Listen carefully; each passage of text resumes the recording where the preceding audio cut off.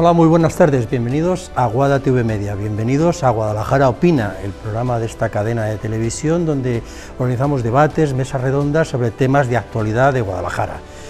Y hoy vamos a hablar de un tema importante, el acoso escolar, y todo a raíz de un estudio que presentaban la semana pasada la Universidad Complutense de Madrid y la Fundación Colacao, que hacían público los resultados del mayor estudio que se ha hecho en España, 21.000 alumnos entrevistados, con datos preocupantes, alarmantes y que dan lugar a la reflexión, como por ejemplo que de media en cada aula de cada centro de España hay 2 alumnos que sufren acoso escolar, que 1 de cada 3 víctimas de bullying no se lo cuenta a nadie, ni a sus padres, que el 16,3% de los estudiantes asegura haber sido testigo de un caso de acoso, o que sufrir acoso aumenta el riesgo de sufrir ciberacoso, o que hay una relación muy alarmante entre sufrir acoso y el suicidio entre los jóvenes.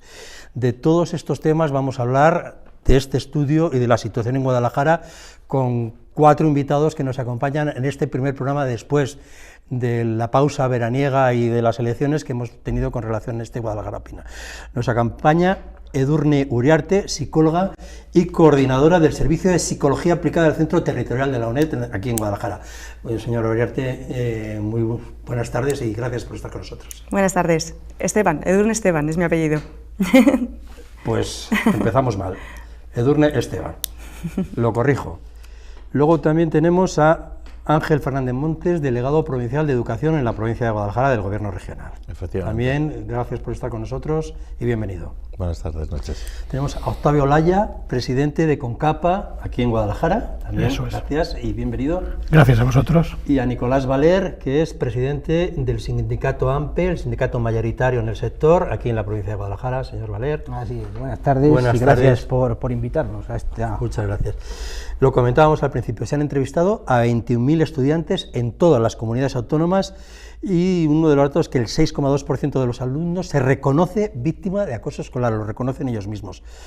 Son datos de una encuesta nacional. ¿Tenemos datos de Guadalajara? ¿Tienen ustedes alguna referencia de cómo está la situación aquí? ¿Es igual? ¿Es mejor? ¿Es peor? Bueno, como haces relación a Guadalajara y yo pertenezco a la administración, pues tengo datos de la apertura de protocolos de acoso según nuestra normativa. Por ejemplo, en el curso 2022-2023 se abrieron 68 protocolos de inicio para estudio por si existía acoso. De esos 68, 4 se llegó a certificar que había acoso escolar. En este curso que hemos empezado, hemos abierto ya 8 protocolos y de los 8 solo ha habido 1 de acoso escolar. Quiere decir que los datos, siempre que haya un alumno o una alumna que esté sufriendo, tenemos que hacer todo lo posible para intentar resolver esa situación. Pero nuestros datos en concreto, en la provincia de Guadalajara, no son tan alarmantes. No quiere decir que no tengamos que seguir trabajando, que tenemos que seguir trabajando. Por parte de la CONCAPA, de los sindicatos. Sí, yo efectivamente estoy de acuerdo con Ángel y quería resaltar que el problema es un problema importante, es un problema muy importante, muy grave, pero creo que dentro de todo el conjunto de la nación, yo creo que Guadalajara es una provincia tranquila y en eso también hay que tenerlo en cuenta. Es una provincia tranquila, lo cual no quiere decir evidentemente, como decía Ángel, que con un caso que haya hay que poner todos los medios y toda la carne en el asador para tratar de solucionarlo por las graves consecuencias que puede tener y de las que hablaremos durante el programa. Sí, es cierto que, como se comentaba, que es un tema que preocupa, y sobre todo cuando se leen unas estadísticas. Estas estadísticas a nivel así nacional, lo que sí es cierto, y una vez más lo ratificamos, que Guadalajara es una provincia que bueno, pues el beneficio de ella es, en este tema, es una provincia más bien tranquila. Es decir, el nivel social de Guadalajara no hace que sea este tema un tema de extrema preocupación. Hay que seguir, hay que poner medios, sabemos que esto puede ir cada vez a más, pero bueno, estamos satisfechos en Guadalajara con los datos que ha facilitado el delegado. Bueno, es cierto que los datos muchas veces son los casos que salen a la luz. Sabemos, y la experiencia nos dice, que a veces se tarda en denunciar un caso de acoso o en dar la voz de alarma, a veces entre 13 y 15 meses. Es decir, que es cierto que los datos están muy bien para poner medios, y estamos todos de acuerdo que es un tema importantísimo para trabajar en él, pero que siempre hay que tener en cuenta que no tenemos que fijarnos solo en los datos, porque siempre van a ser más de los que oficialmente se dicen, porque hay alumnos que no dicen nada hasta pasado un tiempo. Sí, efectivamente, porque dicen que 1 de cada 3 no se lo dice a nadie, ni a sus padres ni a los amigos. 1 de cada 3. O sea, no me atrevo a multiplicar por 3 sus datos, pero que corremos un riesgo, ¿no? Claro, si muchas veces entiendo que el problema, el problema es la detección temprana de este tipo de casos.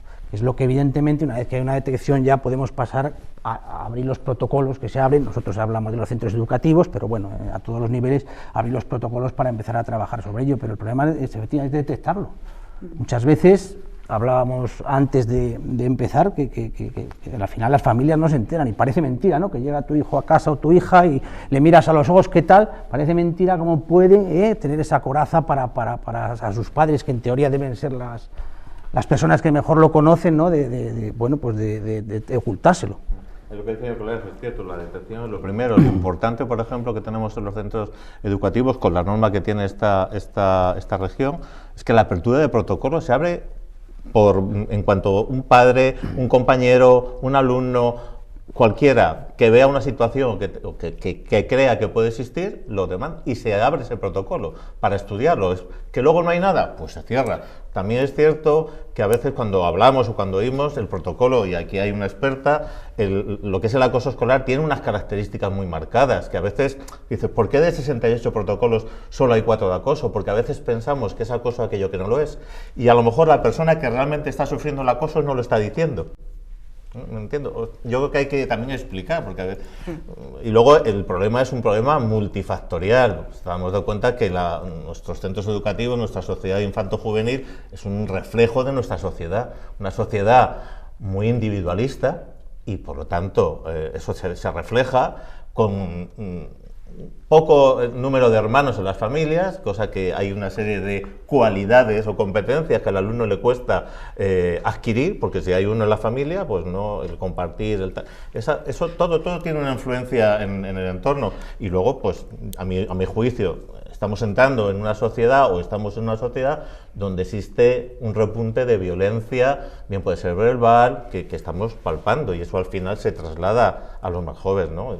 No sé si mis compañeros qué opinan al respecto, pero... Es cierto que los primeros síntomas en acoso en la población infanto-juvenil son imperceptibles para los adultos en muchas ocasiones. Los primeros que se suelen dar cuenta es el grupo de iguales. Por eso muchas veces los protocolos o los planes de actuación tienen que versar mucho en el aula o en los centros, porque son los primeros que detectan.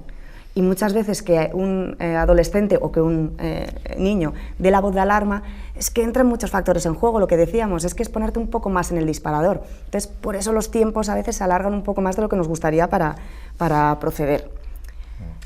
Yo en ese aspecto, cuando hablamos de que se tarda en detectar, si todos, ya que tenemos una edad, los que estamos aquí, ¿no?, por lo menos de una menos, pero en nuestra época, cuando alguien decía algo, era un chivato.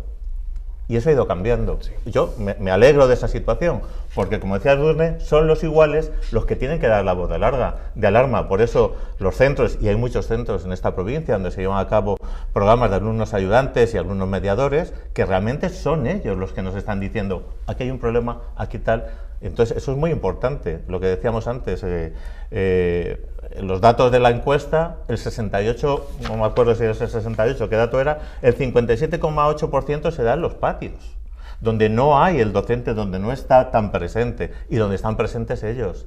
En las redes no estamos presentes nosotros, y existe un acoso, llamado ciberacoso, en las redes, y por lo tanto, o nos dicen ellos qué está pasando, o a veces es muy difícil llegar. Sí, cuando ves a un alumno, una alumna triste, ves que el comportamiento no es el normal de diario, pues ya empiezas a investigar, pero ellos son la base fundamental. Mira, la ley educativa en la que tenemos ahora, nosotros lógicamente nos referimos a nuestro marco de actuación con los centros de trabajo, la LOMLOE ya en su artículo 124 insta a las administraciones educativas a que tengan protocolos de actuación ante estos casos. Nosotros aquí en Castilla, bueno, yo creo que cuando lo dice la LOMLOE ya prácticamente todas las comunidades ya tenían. Nosotros aquí en Castilla-La Mancha el protocolo que tenemos es del año 2017 y es un protocolo donde precisamente habla de primero de la descripción de lo que es una situación de acoso y las formas de hostigamiento que se pueden dar, pero habla precisamente luego de los agentes implicados. Y el agente implicado no es solo el acosador y el acosado, sino que se abre el marco, evidentemente, a las personas observadoras de la situación y también de las personas que lo ponen en conocimiento, en este caso, tutores, equipos directivos, etcétera, insisto, hablando desde el marco de actuación que nosotros hablamos. Por eso es importante lo que decimos, es importante que los testigos, si no dicen nada, acaban siendo cómplices. Pero es cierto también que muchas veces, por aquello que decíamos de los chivatos, de no sé qué, no sé cuántos, el propio testigo tiene miedo a la repercusión que pueda tener por parte de los investigadores. Eso está cambiando bastante y el alumnado de verdad además se siente orgulloso. También es un poco cómo se llevan a cabo los procesos de elección de ayudantes, de alumnos, ayudantes y mediadores, porque son elegidos por ellos mismos, por lo tanto eligen a una serie de personas que confían en sus cualidades como mediadores para llevar a cabo ese proceso, por lo tanto, fundamental. Eso yo lo he tenido en el centro educativo donde estaba y he tenido un resultado espectacular para todos. Es cierto que los alumnos cada vez participan más en erradicar estos hechos. Entonces, ellos mismos, lo que decíamos antes, es difícil detectarlos.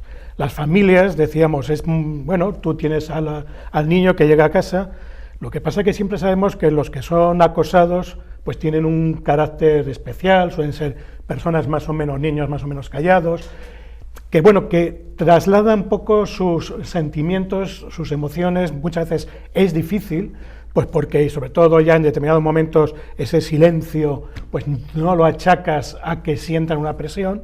Es cierto, como decía Nicolás, en el mundo del alumnado ellos son conscientes, pues porque o es un acoso en el colegio donde alguno participa, otros lo ven, o es un acoso, o es un ciberacoso donde en las redes, no nos engañemos, participan todos los alumnos. En las redes de los chicos no participamos los padres, pues porque no, primero muchas veces no tenemos capacidad ni capacitación para entrar y nos es difícil y muchas veces estamos vetados. Pero es cierto que la detención es fundamental y cada vez es más en los centros con ese protocolo donde los alumnos participan y comunican. Porque decíamos, el acoso puede ser un acto de violencia, puede ser el ciberacoso, poner en redes tal, o el acoso incluso puede ser que determinadas personas se les aísle totalmente por el grupo de alumnos, no se les haga caso.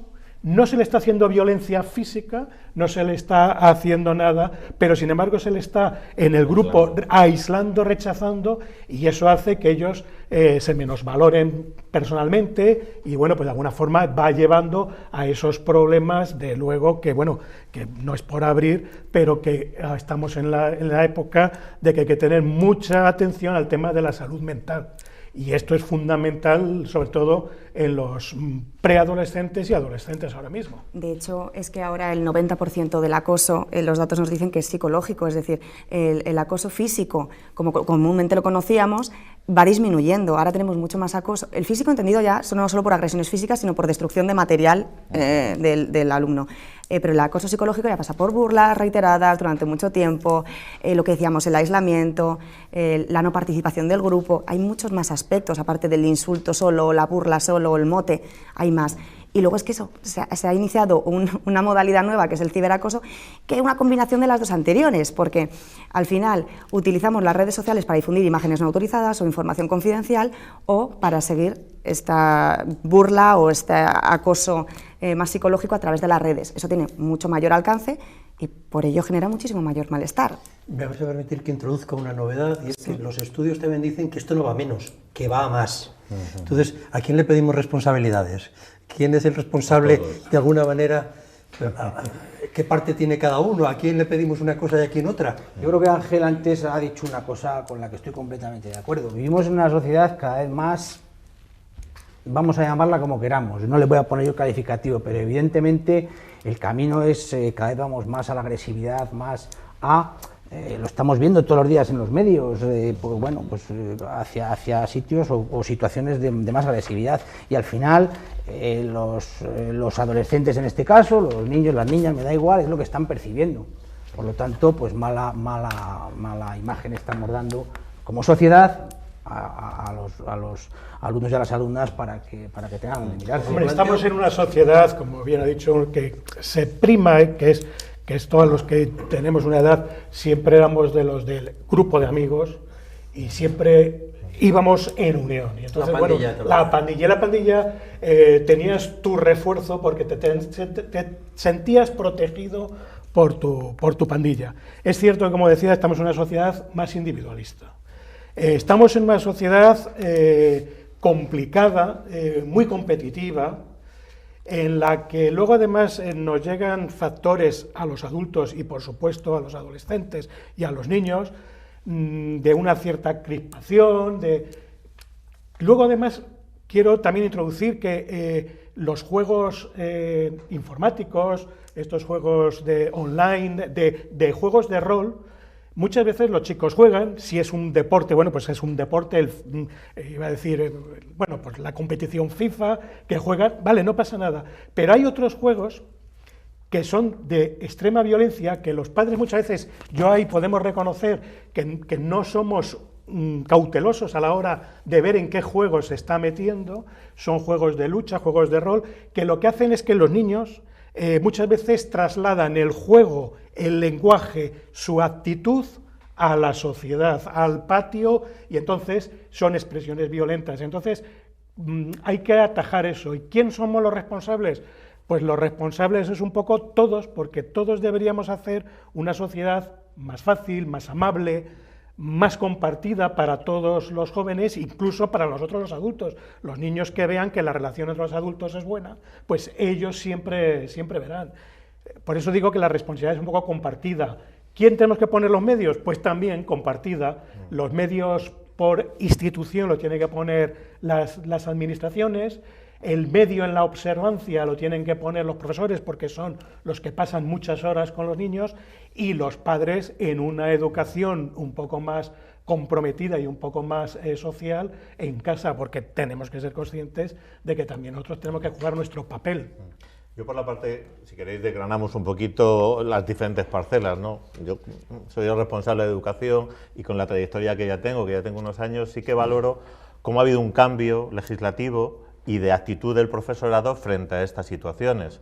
O sea, yo recuerdo cuando era joven, de los que formaba parte de ese estudio, a lo que hay ahora. Ahora mismo cuando hay un tema, o sea, es que en cuanto se mueve un ápice en el aula, el profesor ya está dando la voz de alarma, ya está el equipo directivo, ya estamos hablando con las familias, o sea, que en ese sentido ha cambiado mucho. Además, la existencia de un protocolo nos garantiza, además es que es 48 horas, lo estaba mirando antes, 48. En 48 horas hay que tomar la decisión de apertura, va todo muy rápido. ¿Por qué? Porque hay unas personas que están sufriendo. Por lo tanto, en ese aspecto yo creo que es positivo.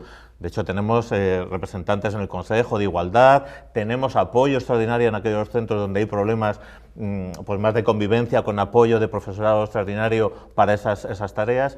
Yo creo que esa parte hay que seguir trabajándola, desde luego, pero que hay, porque a veces sí que se oye, no, es que la escuela tapa, tal. Yo creo que hay que desterrar esa idea, porque realmente en el aula, cuando tienes un problema, cuando vas a un alumno que viene, tal, lo que vestiste, estás diciéndole qué te ha pasado y tal, y ya empiezas a tirar del hilo. Y entre el profesorado se habla mucho. Oye, ¿cómo has visto a fulano? Entonces yo creo que esa parte que hay que seguir trabajando la tenemos cubierta. Y voy a abrir otro melón, yo creo que el tema de la familia lo tenemos que mirar, porque estamos descubriendo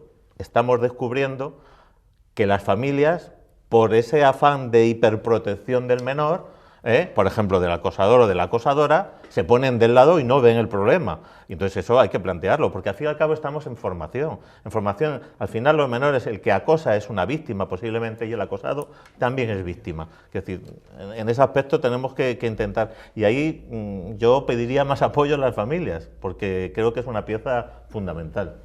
Yo, si pedimos depurar responsabilidades, bueno, al final todos formamos parte de la comunidad educativa, como bien comentaban, es decir, desde las familias, evidentemente, desde la educación en valores, de la tolerancia, del respeto a la diversidad, porque como ya se ha comentado, imagino que en algún momento se volverá a comentar, hay perfiles, tanto de uno como de otro lado. Y luego, claro, la comunidad educativa también forma parte, por evidentemente los docentes, el centro educativo, dirección de los centros educativos y las administraciones. Al final es una mesa con muchas patas. En el momento que falla una, la mesa cojea. Entonces, también hay que pedir responsabilidad en cuanto a que los menores de una sociedad al final tienen que ser cuidados por la propia sociedad, por los propios docentes, por las propias familias y por las propias instituciones. Al menor nunca se le puede atribuir la responsabilidad absoluta de nada. Entonces, podemos empezar a disparar hacia muchos sitios, pero al final la responsabilidad individual del docente que detecta, del compañero que da la voz de alarma, de los padres que colaboran, facilitan mucho más el proceso. Ángel decía una cosa clave: el acosado es víctima, pero es que si analizamos por temas psicológicos, el acosador también muchas veces es una víctima. Bueno, es que los datos nos dicen que el perfil de acosador es normalmente un menor que o tiene algún tipo de carencia afectiva, o en casa pasa algún tipo de cosa, o tienen alguna necesidad de protagonismo, o de sentirse superior, o de sentirse diferente, o eso, o necesidad de ser querido. Y ahí es donde bueno, por eso es el papel de la familia, de los padres, es fundamental. Es fundamental que dentro del entorno del hogar generemos un ambiente de tranquilidad, un ambiente de sociabilidad, un ambiente de compartir, un ambiente de ese compañerismo que decíamos antes, que ahora es cierto que se ve poco y que por eso hay que apoyar este tipo de Yo a raíz de esto, si me dejáis ambiente. un momento, voy a hacer de abogado del diablo. Es decir, ¿las leyes educativas realmente permiten afrontar esta situación? ¿Los profesores realmente vigilan lo que tienen que vigilar? ¿Los padres realmente educan como tienen que educar y vigilan como tienen que vigilar? Es decir, no estoy acusando a nadie, yo me planteo en voz alta si la situación actual que tenemos podemos responder sí, no, unas veces sí y otras no. Claro, esa es la línea a la que apuntaba yo, que al final todos somos responsables y no sabemos cuándo alguien es más responsable que otro, o depende del caso, cada caso es único. Sí que es cierto que minimizar el problema nunca ha sido una solución, y hay en procesos en los que se ha minimizado por parte de una parte, ya sea el centro, los familiares, los padres de uno, los padres de otro, los propios adolescentes o niños o niñas. Entonces, bueno, ¿sirven solo los protocolos? Los protocolos son papeles. Los protocolos tienen que haber de otras personas que muevan los protocolos y que vigilen esos protocolos, que se actualicen los protocolos si no están funcionando. Entonces, bueno. Yo creo que sí que está cambiando la cuestión y se está hablando de ello. Yo creo que se está hablando de ello. Yo creo que es positivo hablar de las cuestiones para poder afrontarles. Antes, que a lo mejor la tendencia era al silencio, al callar, ahí yo creo que dentro del respeto evidentemente al que le afecta, que lo puede tratar o gestionar como quiera, pero yo creo que el hecho de hablar de esto, de programas como este, de hablar del tema, es positivo, y es por eso. Luego cada uno, como decíamos, tiene su parcela, ¿no? En su parcela. Nosotros desde AMPE, nosotros somos un sindicato de docentes de la enseñanza pública, ¿de acuerdo? Entonces también hacemos campañas en ocasiones, y hay una que la hemos repetido varias, que no están enfocadas a los docentes, que están enfocadas a los alumnos. Y en este caso hemos hecho varias, y una relacionada con el decálogo del buen uso del móvil y las redes sociales, que es uno de los medios por los cuales se puede cometer este tipo de situaciones, ¿no? Y esta iba enfocada a los alumnos, al alumnado. Hemos hecho otras para los padres también, para el uso del WhatsApp también, pero en este caso hablamos de esto, y una de ellas es eso, porque es que ahora a través de las redes sociales, es lo que comentábamos antes, se producen una violencia verbal tremenda. Y entonces, claro, por lo tanto, cada uno desde su marco, desde su entorno, es donde tiene que trabajar. ¿Culpabilizarnos a unos a otros? No, para nada, no soluciona nada. Responsabilidad. Culpabilizar no sirve de nada, es buscar responsabilidades para ver en qué ámbito cada uno puede actuar. Lo que decíamos antes en cuanto al protocolo es que cuando uno abre un protocolo y el protocolo sigue adelante porque realmente es un caso de acoso, ahí ya el malestar está infringido y ya ha surgido. Entonces, todos los programas que tienen que ver con la prevención y con la sensibilización, que ahora estamos mucho más sensibilizados, es que nos ayudan a no llegar a este punto, porque muchas veces es como llegar al punto final donde el malestar del alumno o de la alumna ya esté en un sitio crítico. Entonces la intervención ya es mucho más ardua que si actuamos desde un plano preventivo, que nos ahorramos muchos... Es como la sanidad, prevenir es mucho mejor, ¿no? Mucho mejor siempre. Nuestro propio protocolo de acoso habla de esas dos vías. Una primera fase es, hay unas personas que están hay una persona que puede estar sufriendo y hay que actuar de forma inmediata, con medidas cautelares, etcétera, etcétera, pero hay una segunda parte que es medidas dirigidas a prevenir el acoso escolar y interviene desde el ámbito institucional, el centro educativo, las familias, que decir, otros profesionales, y yo creo que dentro de los centros hay algo que se está trabajando desde hace ya bastante tiempo, no sé si puedo decir 10 años, una cosa así, que es todo el tema de la convivencia escolar. Eso está ahí, entonces eso nos ha garantizado, no sé si en Guadalajara o no, también habrá influido, ¿no?, el que no tengamos esos casos tan alarmantes como puede haber en otros sitios. A ver, la escuela tiene que responder a las demandas sociales. Totalmente. Y una demanda social que hubo efectivamente, podemos no sé, a lo mejor la última década, sí, es de dar respuesta a esto. Sí, y es así, sí. Y eso hay que atajarlo como tal. Decías que los protocolos son palabras. Pues sí, son palabras, pero están cargadas. Mira, yo en esta ocasión, a mí el protocolo que tenemos aquí en Castilla-La Mancha, pues me gusta, me encanta. Bien, luego está el desarrollo del mismo, pero el protocolo como tal me encanta, porque tipifica todo, dice lo que hay que hacer en cada momento. Incluso, fíjate, hasta nos recuerda el protocolo una cuestión que a mí había olvidado ya y me dejó sorprendido, que es que el acosador menor de 14 años no es exigible responsabilidad penal. Pero es civil a la familia. Este es el tema. ¿A dónde vamos con esto? A que efectivamente esto hay que verlo, recordarlo, revisarlo incluso si llega a ser necesario. Yo entiendo que para ahora está bien claro, pero tipifica todo. ¿Quién es el acosador? Lo que decíamos, ¿quién es el acosado? La conducta observadora, lo que decía Ángel, hay un máximo de 48 horas en un centro para abrir un protocolo, con una comisión del protocolo que está formada por un miembro del equipo directivo, un miembro del equipo docente y alguien orientadora también, efectivamente, o sea que ya está, y nos ponemos en marcha, y a partir de ahí se toman medidas inmediatas con las dos partes.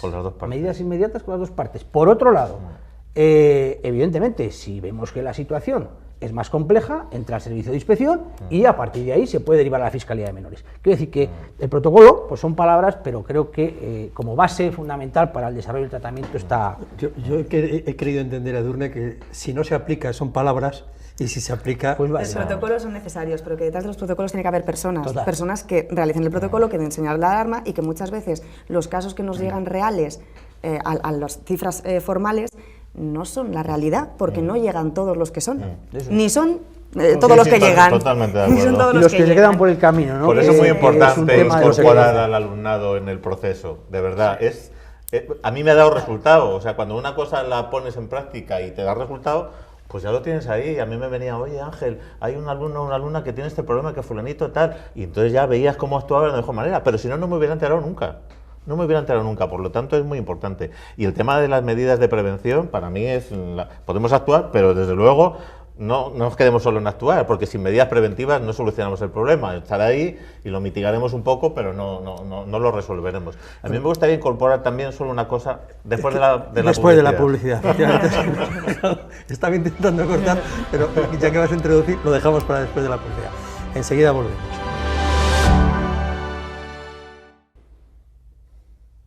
Regresamos después de esta pausa publicitaria para mantener este debate sobre acoso escolar, esta mesa redonda que estamos manteniendo aquí en GuadaTV Media. Antes de que Ángel abra más melones, me vais a permitir que introduzca yo un par de temas que sí me gustaría aportar. Es decir, ¿cómo se puede percibir que un chico padece acoso o ciberacoso? ¿Hay algún tipo de síntomas, hay alertas? Y luego otro tema es, ¿qué convierte a un chico o una chica menor de edad, y algunos muy jóvenes, en acosador? ¿Qué se esconde detrás de todo eso? Bueno, lo que decíamos, se pueden perfilar algunas características, pero cada casuística es única y habría que ver. ¿Cómo podemos detectar? Esto es importante, porque desde casa es lo que muchas veces más nos alarma. Cambios en el estado de ánimo, cambios conductuales, tanto de sueño como de alimentación. Cuando hay extravío o pérdidas de material escolar inexplicable y de forma asidua, esto también suele ser una señal. Cuando aparecen síntomas psicosomáticos, dolores de cabeza, de tripa, bajo rendimiento académico, cuando nuestro hijo o hija empieza a tener algún cambio a nivel cognitivo, emocional o conductual, ahí tenemos que estar atentos. No todo va a ser acoso, ¿vale? Que los chavales y chavalas pasan por muchos procesos, pero sí es el primer punto donde mirar. En cuanto al otro aspecto, ¿qué convierte a un menor en acosador o acosadora? Es que es multifactorial. Antes podía pincelar alguna cosilla. Es verdad que los datos o la experiencia nos dice que en familias donde pues la violencia está más instaurada o hay menos atención por parte del menor o es un menor con algún tipo de carencia afectiva o similar, bueno, pues tenemos más papeletas y luego que tengan una base un poco más agresiva. Es decir, que no en todos los casos donde se dan estas características el menor o la menor va a ser acosador o acosadora. Entonces, bueno, podemos perfilar algún aspecto y luego también, yo siempre digo, el acosador nunca va a reconocer que ha empezado algo, nunca. Entonces, si yo voy a mi hijo un día y le digo, ha pasado esto, y él te dice, no, siempre va a haber una excusa. Él ha empezado, o ha sido un amiguito. Entonces, desde casa también, a las familias que pueden sospechar que su hijo tiene alguna conducta, cuanto menos llamativa o peligrosa, lo mismo, se aparecen algún objeto en su posesión de la noche a la mañana que no es suyo. Cuando desde el centro escolar dan señales de aviso de que está continuamente metido en peleas, conflictos, tiene muchas notas por parte de los profesores y es un niño que excusa mucho. Es que el profesor me tiene manía, es que menganito me provoca, es que siempre tiene una excusa para cada actuación que se pueda hacer cuestionable por su parte. Ahí tenemos que revisar también porque algo está fallando. Te escuchaba con atención porque al final, quiero decir que, bueno, estáis formados para ello y trabajáis con ellos diariamente, habitualmente. Nosotros los docentes es una de las cosas que demandamos y que tenemos, de hecho, es formación en la materia. Formación en la materia pues para poder hacer y trabajar conjuntamente con las familias, conjuntamente con todos, ¿no? Evidentemente nosotros necesitamos orientaciones, necesitamos que se nos oriente qué es lo que estabas haciendo tú para, bueno, pues para detectar, pero también para manejar las situaciones. Esa es la parte de formación que necesitamos. Necesitamos también formación en las habilidades psicosociales, porque al final esto hablábamos de la sociedad, evidentemente, y hablábamos también de que las familias, la importancia de las familias y del tipo de, no llamarlo clase social, pero bueno, del tipo de ambiente cultural, de ambiente de respeto que pudiera haber en la familia, ¿no? Y evidentemente recursos de prevención, necesitamos los docentes, eso es formación. Evidentemente los docentes, ojalá fuéramos, pero no somos superhéroes y sabemos en muchos casos mucho de nuestras materias, pero tenemos muchas carencias, evidentemente, pero lo que no me cabe duda es que en ningún docente ni en ninguna docente está el hecho de mirar, poner la vista atrás para no querer. Esas cuestiones, esos tabús que antes sí que había y que se decían, no, es que los profesores o los centros no quieren porque, al contrario, si algo se ha trabajado es en solucionar el tema y que esto sea así.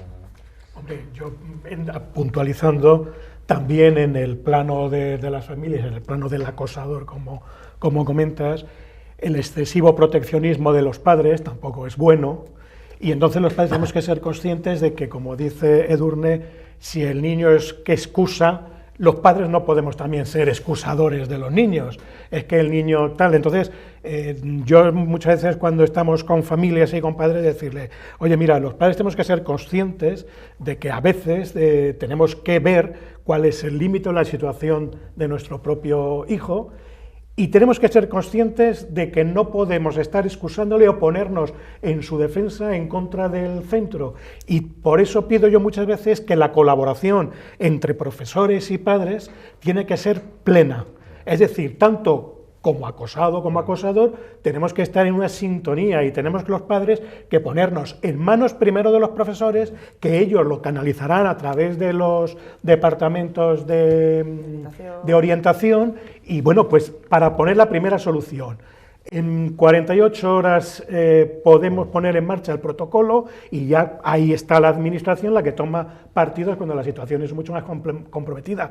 Pero es que los padres también tenemos que ser partícipes y facilitar también, no, al niño no se le toca, al niño esto, no, pues el niño no es malo, es travieso, es movido. No, a veces es que el movido no es tan movido, es el causante de muchas situaciones conflictivas. Como dice Octavio, hay que ver, nosotros, tanto los educadores como las familias, somos coeducadores. Estamos de la mano, no estamos enfrente uno del otro, porque realmente a un centro educativo, a un profesor, quiere decir que no tiene un interés en concreto en ocultar nada. Si hay un caso y es un alumno tuyo, yo una cosa que antes decía Nicolás, yo, de toda mi trayectoria, de todos los docentes, algo, si lo piensan, una cosa que tenemos muy desarrollada es nuestra percepción. Nuestra percepción. Aunque no lo estemos haciendo de forma voluntaria. Tú sabes dónde se sienta un alumno, dónde no se sienta. Si ha cambiado de sitio o no, porque tú, fulano no, estaba allí, hoy está allí, ¿dónde está? ¿Qué le pasa? Cuando entra al aula sabes cómo está, si te saluda o no te saluda. Todo eso te da una información, de verdad que la tenemos. Y la ventaja que tenemos en los centros es que somos muchos.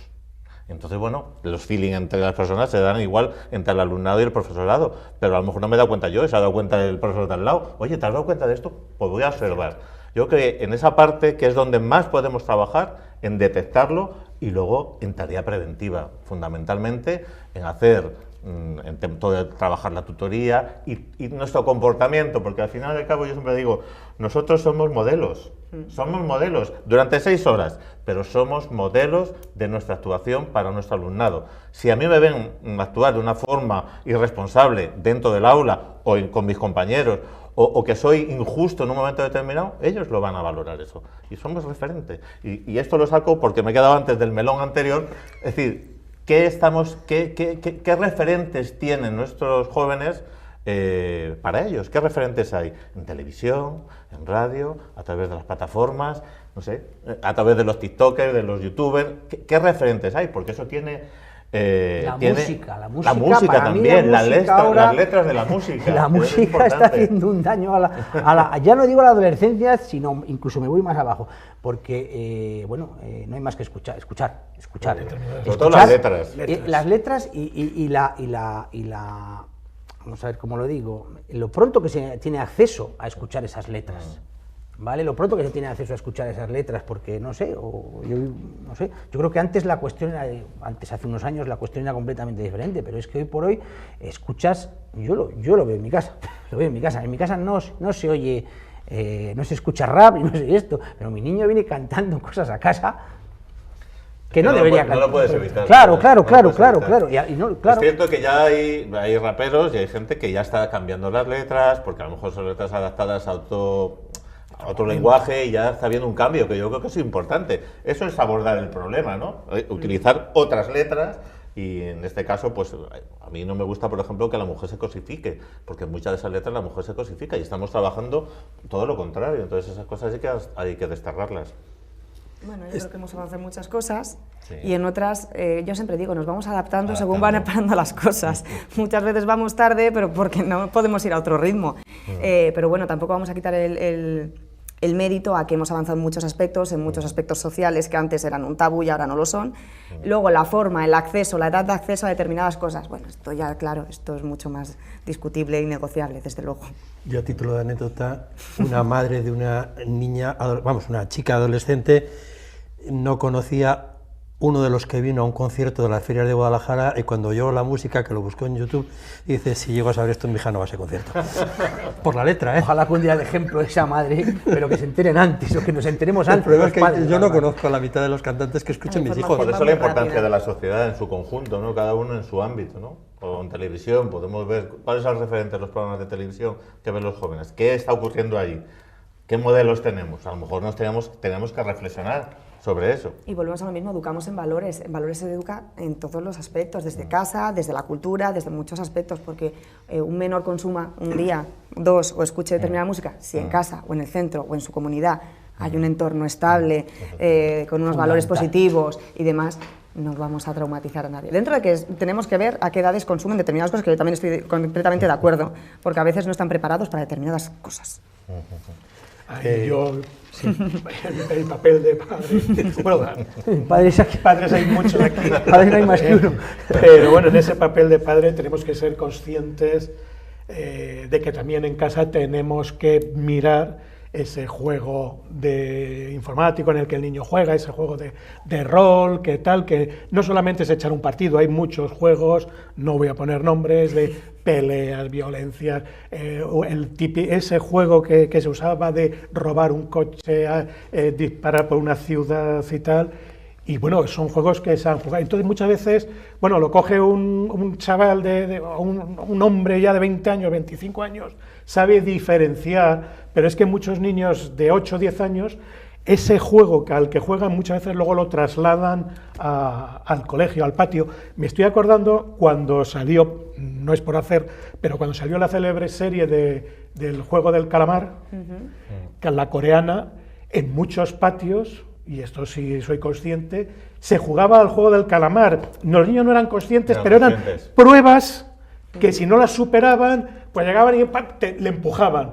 El que era empujado era consciente de que le tenían que empujar porque era lo que veía en la serie, pero sin embargo aquello se trasladó y esa serie, que la vieron muchos niños, había que haberles limitado un poquito la edad porque no era una serie infantil. Podríamos hablar de que era una serie ya para unos adolescentes ya muy asentados y pues, sobre todo ya para adultos. Claro, no es lo mismo en cerebros en formación, como pueden ser en los niños y en adolescentes, hay determinadas cosas que no pueden consumir porque no están preparados para consumirlo. Es decir, esto nos pasa yo tengo un montón de casos de niños con pesadillas por ver películas, series o vídeos de YouTube que no son apropiados para determinadas edades. Eso claro que va a pasar y pasa.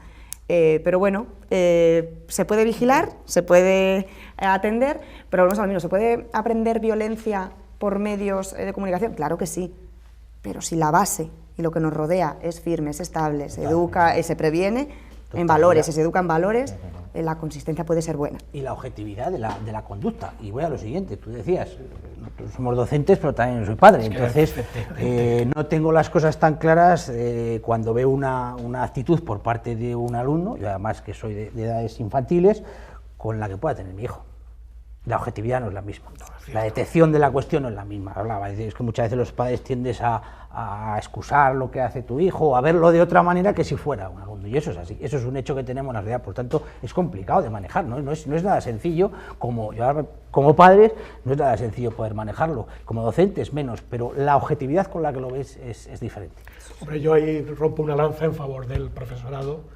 Siempre lo hemos dicho en muchas reuniones que hemos tenido, hay que reconocer la autoridad del profesorado, hay que potenciarla, porque hemos pasado de nuestra época, ya no digo de los dones, don fulano, don mengano, y de estar con cierto esto, pero hemos pasado, el profesor, yo muchas veces lo digo, el profesor no es el colega, y esto también lo digo muchas veces a los profesores, no sois el colega, no podéis entrar en una clase como colega, sois el profesor y tenéis una autoridad que tenéis que salvaguardar, efectivamente. Y los padres tenemos que ser conscientes también de la autoridad del profesor, porque muchas veces al niño le castigan, llegamos al padre, bueno, es que este profesor es un cantamañanas y estamos fastidiando a la autoridad del profesor. Y lo oye el hijo. Y lo oye el hijo, claro, ese es el tema. Porque todos sabemos lo que pasa en los centros. Pero vamos al hilo de la violencia que decíamos antes y de esta sociedad un poco más, no voy a decir más agresiva, porque no es cierto, pero sí, sino más reactiva. Parece que todos son peleas, por eso cuidado con las peleas entre profesionales, cuidado con las peleas entre familias y centros, porque no beneficia a nadie, y al que menos a los menores. Entonces, si cuidamos esos aspectos, normalmente sale todo mucho mejor. A mí hay una parte que realmente me preocupa, porque sí que ha ido creciendo, y es la muestra de la violencia por parte de alumnos que quedan para pegarse, que los graban, que los suben. Esa manifestación, porque yo puedo entender que en un momento determinado en su proceso formativo tengan algún rifirrafe y puedan tener una pelea, puedo entenderlo, están en formación, pero ese paso más en el cual yo quedo para pegarme y quiero hacer valer y además quiero que todo el mundo lo vea, a mí eso realmente me preocupa. Y me preocupa un paso más, es que ya no hay solo alumnos y alumnas que graban, hay padres. Eso ya me preocupa una barbaridad, porque el padre que tenía que estar en el otro lado para intentar que eso no suceda, pues vemos que también participan. Eso a mí realmente eso me espanta, porque creo que decía Durne, al final es el ambiente en el que se está educando. Evidentemente, si tú en casa escuchas chillidos, voces, agresiones, tienes un porcentaje elevadísimo de probabilidad de que eso es. Entonces, vemos muchas veces, no nos damos cuenta de que los padres muchas veces con excusar al hijo y no darnos cuenta de lo que pasa en la clase, por favor.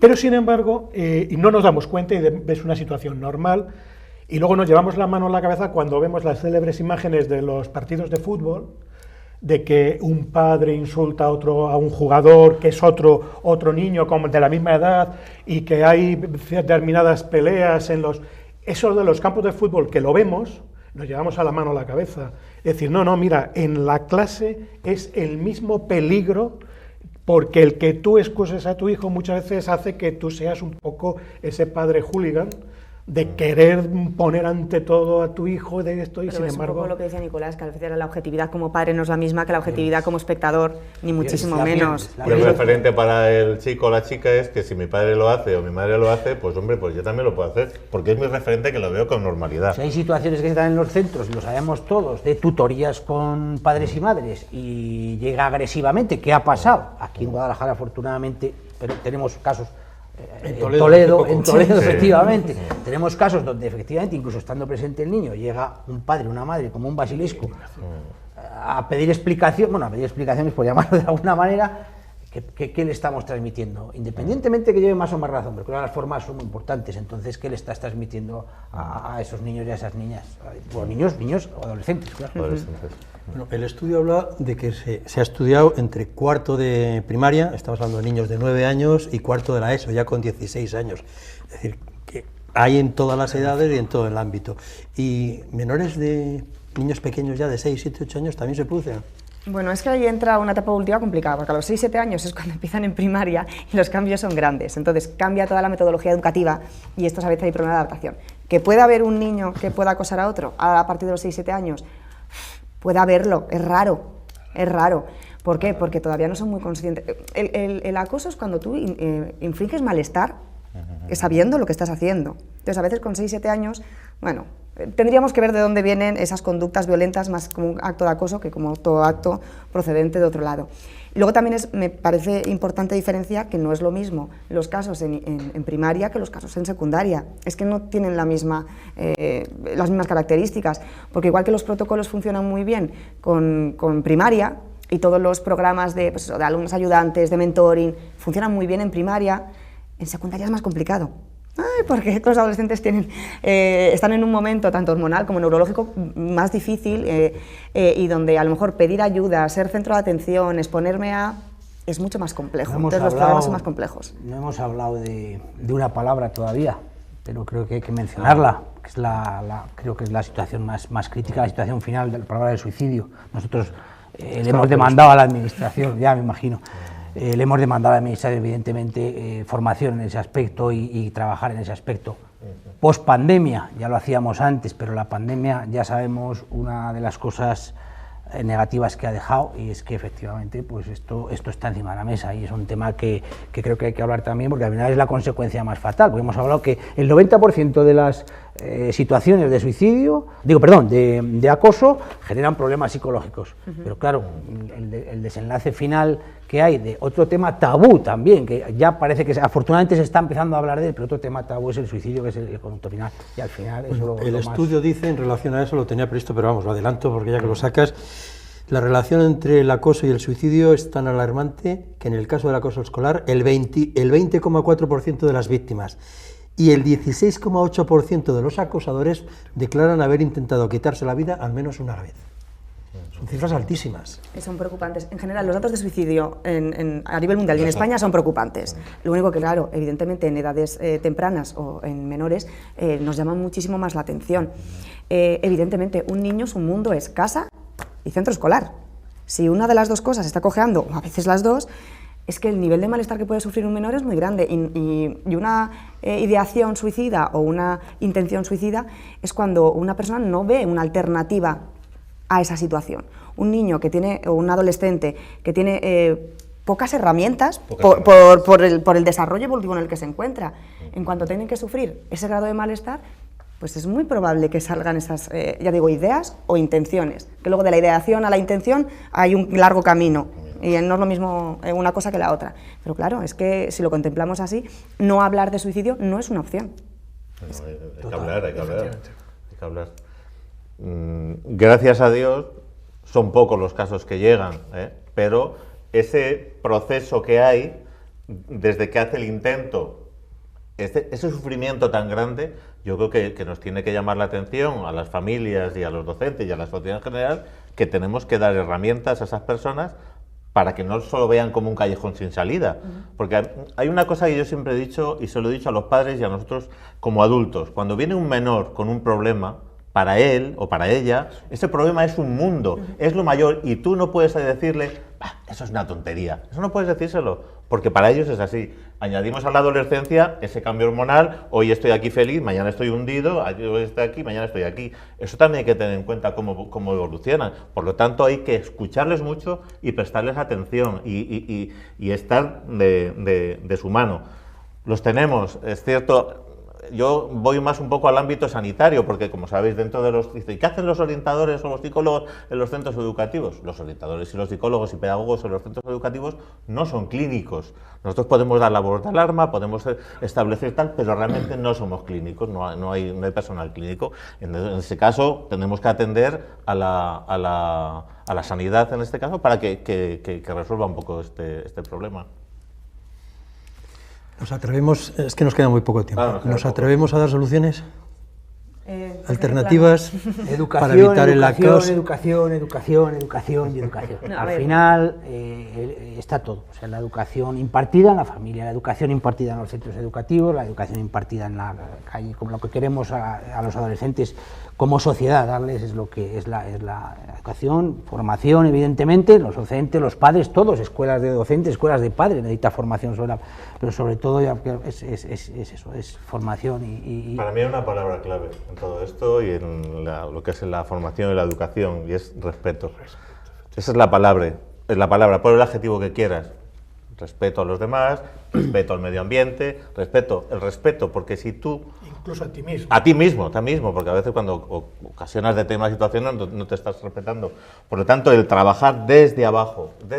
Yo además creo que hay que trabajar mucho en primaria, nosotros queremos trabajar en ese aspecto de la convivencia en primaria, porque ahí, aunque sea a través del juego, pero sentamos las bases, lo hacemos en secundaria, pero ya el alumno ya está madurando, ahí entramos como podemos, a veces no nos dejan, otras veces sí. Por lo tanto, yo diría que nos pongamos las pilas, como aquel que dice, que los medios estén pendientes de lo que se está haciendo, las familias, que los docentes no estamos en contra de ellos, sino que estamos para ayudarles, porque realmente es lo que estamos, para ayudarles en la formación, no solo académica, sino en la formación humana, ¿no? En qué personas queremos, por eso es tan importante qué valores queremos transmitir a los menores. Entonces yo creo que vamos por el buen camino, eso hay que decirlo. Tenemos una pandemia, lo hablábamos antes, hemos tenido una pandemia que genera mucha alteración mental en toda la población, y como no va a ser, en los menores también. Por lo tanto, ojo, yo creo que hay que estar, sobre todo, yo siempre digo, cuando digo reuniones, por favor, con los ojos abiertos, que no se nos escape ninguna situación. Es lo que les pido a los docentes. Sí, esa formación, como dice Nicolás, apoyada por ese respeto que dice Ángel, muchas veces decimos, hay que enseñarles en emprendimiento, hay que enseñarles en disciplinas. No, es que muchas veces en los centros habría que enseñarles a respetar, a convivir, que existan aulas o momentos de convivencia, es decir, en la época nuestra teníamos cada trimestre teníamos una excursión, la excursión típica, que aunque fuera nosotros, aquí en Guadalajara, íbamos de un colegio a la Fuente de la Niña, llevábamos en la mochila, comíamos el bocadillo y desde la Fuente de la Niña volvíamos al colegio. Muchas veces esa convivencia ahora mismo también es necesaria en los centros. Entonces, favorecer la convivencia, la relación entre todos los de la clase, es decir, si es en una excursión, si es en un viaje, en una actividad cultural, en actividades de participación, ya digo, pues fomentar dentro del colegio el deporte, el teatro, actividades en las que todos se sientan partícipes y en un mismo plano de igualdad. Y yo creo que ahí generaremos, y sobre todo que pongamos y que intentemos, en la parte que nos toca, calmar un poco la sociedad, las aguas, calmarla, ser un poco más empáticos todos. Trabajar la afectividad. Efectivamente, la afectividad es fundamental. Exacto. Bueno, yo creo que también es importante crear climas de confianza, donde los menores puedan hablar, puedan sentirse escuchados, sin el juicio, sin la visión del adulto que va a cuestionar todo lo que dice. Vale. Claro, si no creamos esos espacios es muy difícil. Luego, evidentemente, me sumo a la educación, evidentemente, en valores, en formación, en educar en tolerancia, en respeto, en diversidad, porque normalmente ¿quién son las víctimas? Muchas veces el diferente, el que tiene alguna característica que no es normativa. Entonces, educar en todos estos aspectos es importante. Educar en educación emocional. Si conseguimos atajar determinadas desde el inicio, no llevamos a caminos más largos. Y luego, desde el plano de casa, evidentemente, todo lo que hemos hablado ya en cuanto a educación, valores, respeto, y también fomentar lo que decíamos, el contacto de nuestros hijos en otros ámbitos también, no solo en el educativo, sino que muchas veces la persona o el víctima de acoso necesita ampliar campos, porque si estamos sufriendo en un entorno determinado, podemos abrir a otros campos donde sí que me pueda sentir más aceptado, más integrado y que pueda paliar un poco los efectos dañinos que ha tenido esta situación. Porque a mí me da la sensación de que los que son víctimas de acoso están como muy solos, ¿no? Soledad puede ser un problema muy grave El para aislamiento ellos. es el principal. Solo quiero decir una cosita más. En el tema de cuando hay un alumno o una alumna acosada, lo que nunca debemos hacer es sacarlo del aula. No. Hay que defender, hay que ponerse delante de la persona que están acosando. Nos ponemos delante y te estamos protegiendo. No, me cambio de centro, no es posible, no es bueno. No, y revictimizamos a la víctima. Claro, efectivamente. Porque la señalamos, le hacemos cambiar sus rutinas y parece que es algo malo lo que ha hecho. No, y no es culpable. Desde el punto de vista de casa también me gustaría señalar cuando alguien da la voz de alarma en cuanto a estoy siendo acosado o hay alguna conducta que llama la atención, cuidado, igual que he dicho, no minimizamos los casos, cuidado con las reacciones también desde casa. ¿Por qué? Porque si el menor piensa que está preocupando a sus padres, que les está dando un disgusto, que ahora con lo que tienen mis padres o mi madre encima le digo yo esto, no nos va a contar determinadas cosas. Entonces, mantenemos la calma. Y luego, con esa calma, meditamos, pensamos y tomamos las actuaciones oportunas. Entonces, ni minimizamos, pero tampoco nos ponemos en el punto en el que vamos a cortar cabezas, porque si no, nos metemos en otro bojal. Muy brevemente, porque nos queda un minuto. Eso con las víctimas. ¿Y con los acosadores qué hacemos? También. Pues no mirar para otro lado, volvemos a lo mismo. No mirar para otro lado. Hay que seguir educando. Es que son también víctimas. Están en un proceso. Un menor nunca, Claro. siempre es salvable, siempre digo esto. Sí, yo que trabajo mucho con menores, al menor nunca le podemos sentenciar.